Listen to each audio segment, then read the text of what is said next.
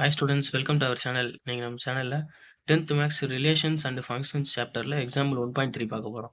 Question என்ன கொடுத்துருக்காங்கன்னா, let A equal to அப்படின்னு சொல்லிட்டு ஒரு கண்டிஷன் கொடுத்துருக்காங்க. பிக்கு ஒரு கண்டிஷன், சிக்கு ஒரு கண்டிஷன் கொடுத்துருக்காங்க. அதை நம்மள வெரிஃபை பண்ண சொல்லிட்டு ஒரு 2 ஈக்குவேஷன் கொடுத்துருக்காங்க. சரி, ஓகே, சொல்யூஷனுக்குள்ளே போகலாம். முதல் இந்த யூனியன் யூனா இந்த மாதிரி யூ சிம்பிள் இருந்துச்சுன்னா அது யூனியன், இந்த மாதிரி என் சிம்பிள் இருந்தால் அது வந்து இன்டர்செக்ஷன். அது எப்படி யூஸ் பண்ணணும் அப்படின்னு சொல்லிட்டு கொஷின்குள்ளே பார்க்கலாம்.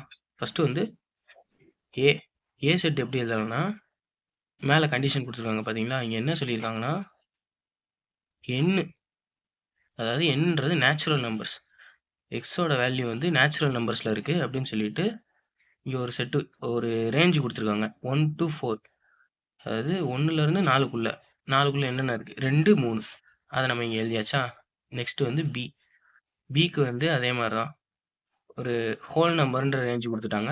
அதோட ரேஞ்ச் வந்து greater than or equal to வந்துருச்சுனாலே 0வும் அதில் இன்க்ளூட் ஆகும்.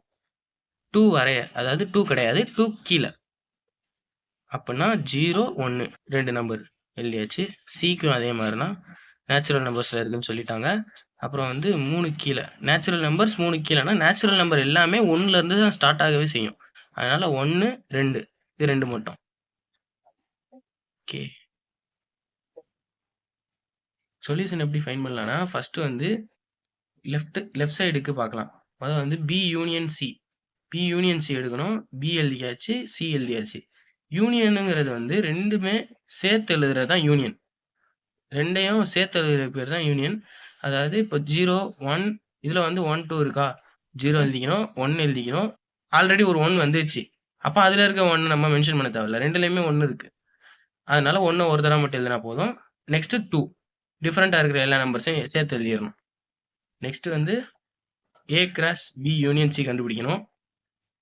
ஏ எழுதிக்கணும். அதுக்கப்புறம் வந்து பி யூனியன் சி நம்ம இப்போ கண்டுபிடிச்சி வச்சுருக்கோம்ல, அதை எழுதிக்கணும். A cross B union C. Next வந்து A cross B union C எழுதணும். அது எழுதியாச்சு. இப்போ வந்து இது ரெண்டையும் கிராஸ் பண்ணணும். மொதல் எலமெண்ட்டையும் இங்கே இருக்கிற எலமெண்ட் எல்லாத்தையுமே ஒன்னொன்னோட சேர்த்து நம்ம எக்ஸ் ஆக்சிஸ் ஒய் ஆக்சிஸ் எழுதுகிற மாதிரி கோஆர்டினேட்ஸாக அதை மாற்றி எழுதிடணும். எழுதிட்டு இதை ஈக்குவேஷன் 1ன்னு போட்டுக்கலாம். நெக்ஸ்ட்டு வந்து ரைட் ஹேண்ட் சைடுக்கு ஏ கிராஸ் பி. இது எதனால் கண்டுபிடிக்கிறீங்கன்னு கேட்டால் கொஸ்டினில் கொடுத்துருக்காங்க.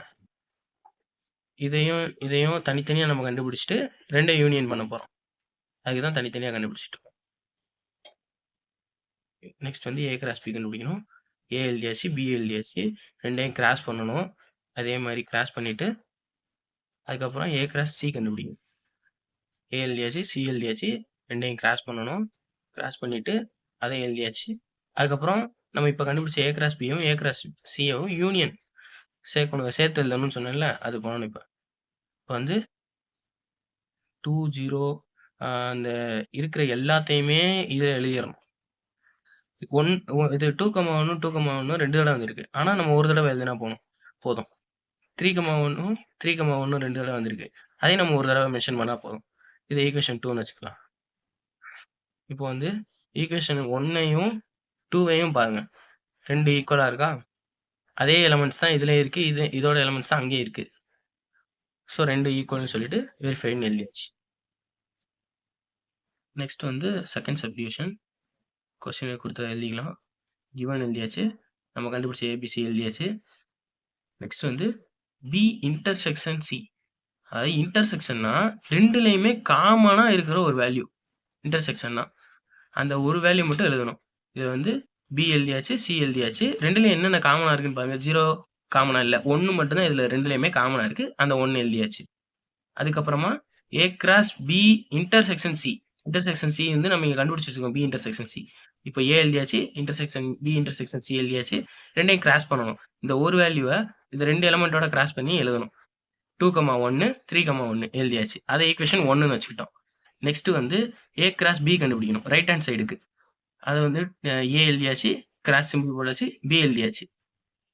இப்போ இது ரெண்டையும் கிராஸ் பண்ணி நம்ம ஒரு செட்டு கண்டுபிடிச்சிக்கணும். அதே மாதிரி ஏ கிராஸ் சியும் ஏ எழுதியாச்சு, சி எழுதியாச்சு, அது ரெண்டையும் கிராஸ் பண்ணி ஒரு செட்டு கண்டுபிடிச்சாச்சு. இப்போது இது ரெண்டையும் இன்டர்செக்ஷன் பண்ணணும். இன்டர்செக்ஷனில் ரெண்டுலேயும் காமனாக இருக்கிற வேல்யூஸ் மட்டும் தான் எழுதணும். 2லயும் எது காமனா இருக்கு? 2,1ம் 2,1 காமனா இருக்கு. 3,1ம் 3,1 காமனா இருக்கு. அப்ப அது 2யும் கீழ எழுதிட்டு, இன்னொரு செட்டு கண்டுபிடிச்சாச்சு. A cross B intersection A cross C. அத வந்து 2வது ஈக்குவேஷன் எழுதிக்கணும். 1வது ஈக்குவேஷனையும் 2வது ஈக்குவேஷனையும் பார்க்குறோம். 2மே ஈக்குவலா இருக்கு. அப்போ 2 ஈக்குவேஷன் ஈக்குவல்னு சொல்லி எழுதிட்டு, ஹென்ஸ் வெரிஃபை போட்டுறணும். Thank you students. எல்லாரும் சேனலுக்கு சப்ஸ்கிரைப் பண்ணுங்க. வீடியோவ லைக் பண்ணுங்க. Thank you.